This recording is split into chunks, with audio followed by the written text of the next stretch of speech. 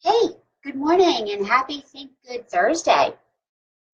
Today, just wanted to share kind of a technique for managing your life differently, for self-management. And earlier this week, I posted an article. Oh, hi, dog. That's Chase in the back. Um, Earlier this week, I posted an article about this culture of busyness that we live in and how it really isn't healthy. And trying to think about ways to share information with you guys that gives you some doable tips. Oh, and that's me. That's my puppy. So now everybody's here. We should all be good to go. Yep.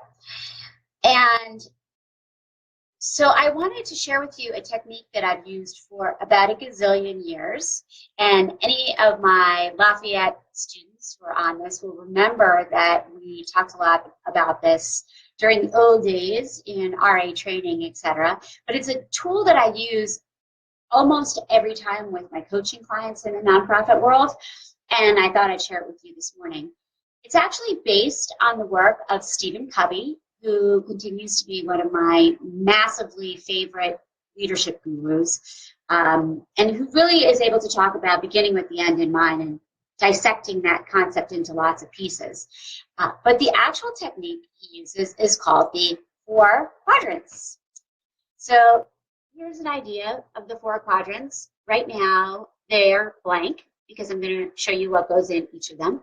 And my wisdom to you is to really start thinking about how you can look at your day in terms of these four quadrants a little bit differently. So the first quadrant that Mr. Covey talks about is what we know as urgent and important.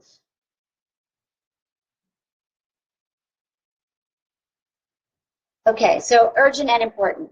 And in your own business, you can start thinking about what urgent and important might mean.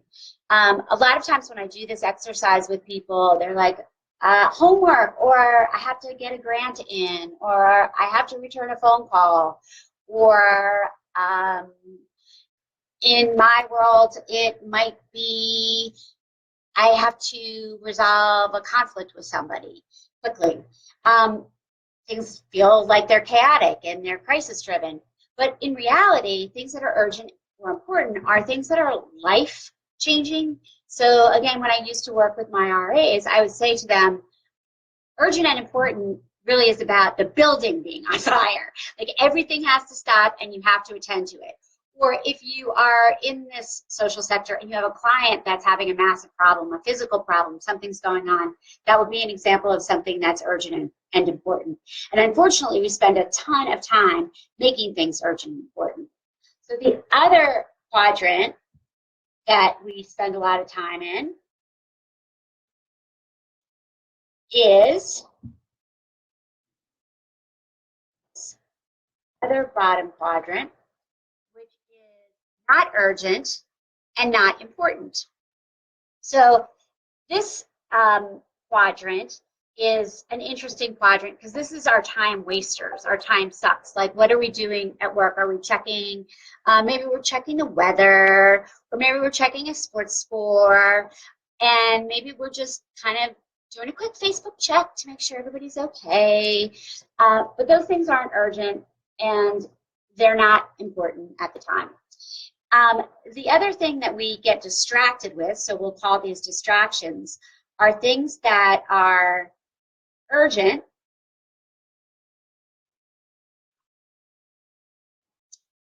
Let's go to this upper one. Yikes, I'm making a mistake on this. My apologies. So bear with me. It's early. I wanted to get this information out to you sooner than later. So the other area is things that appear urgent but are not important. So we have urgent and important, not urgent, not important, and urgent, not important. And that's different. Urgent, not important is kind of what's happened with the chaos of technology. So every time that little screen comes up where you feel like you have to respond to a text or Microsoft Outlook, you're getting a message about incoming mail, or anything that pops up on your screen that requires you or could easily distract you from what you're doing might get you in this place of urgent, not important. And I notice a lot of times people on teams get stuck in this. They get stuck in the world of distraction. And then finally, this other most important place is, and where most of the most important work happens, is the not urgent and important quadrant. So again, the not urgent and important quadrant, and I actually should have switched these two bottom ones. So what happens during not urgent and important? Well, let me give you a few examples. So if you're a student, it is really looking at your syllabus and taking your syllabus in the beginning of the year and plotting it out. In leadership, it is really the time where you can do your planning and your strategizing, and that behavior are the kind of behaviors that really distinguish you as having a leadership mindset. So I often have coaching clients who say, I know I have to do that, but I don't have time for it. I just don't have time for it.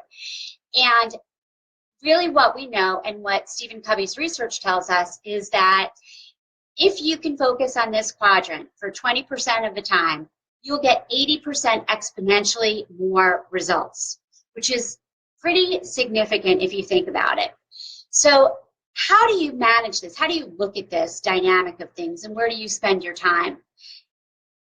This is a fabulous exercise to do for a day or two, and to keep track of when you get up to this urgent and important zone, because when you're in urgent and important, you will feel total chaos.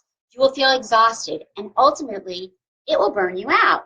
You will feel like you don't want to get up in the morning and go to work because everybody is being dramatic or everything feels urgent.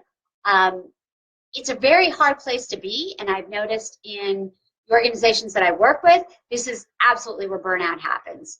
And again, many people like to get a rush out of being in the middle of a crisis. So our job as leaders is to de-escalate that, to take it down a notch. It's also our job to help people find tools to not get distracted so easily. And we all have technology and we're all easily distracted by it, but really, how can we use technology in our favor?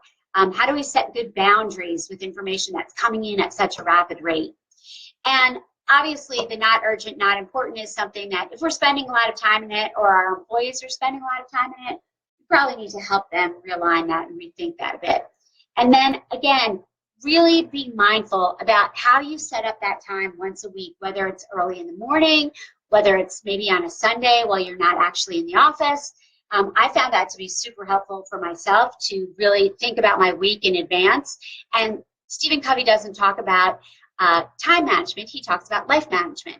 And he really was very much about taking Sundays to spend a half hour, 45 minutes to look at your week collectively, look at your roles and goals for a week, and then very mindfully plot out how you're going to spend your time.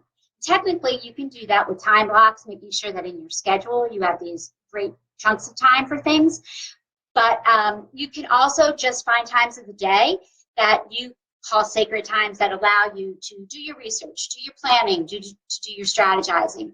And if we can be more mindful of how this type of planning works, what will eventually happen is we will become a culture, and I'd love the nonprofit world to challenge this culture of being mindful, being impactful, being empowered, but not being busy. Not being busy all the time. Busy bees all the time. And when you really think about it, nonprofits are out in this universe to solve the world's most complex, most difficult problems around humanity. And if we're always in a state of busy and we always feel exhausted, very unlikely that we're going to be able to make that kind of impact and difference that we dream about and why we're doing the work that we're doing. So your Think Good thoughts for today, take some time to look at how you are managing your time. Use this quadrant approach. Direct message me if you'd like a copy of the quadrant approach printed out, a formal copy. I thought it'd be fun to write it, which turned out to be a little bit more challenging than I thought. But I'd be happy to send that to you. And I look forward to seeing you next Thursday for Think Good Thursday. Have a great day.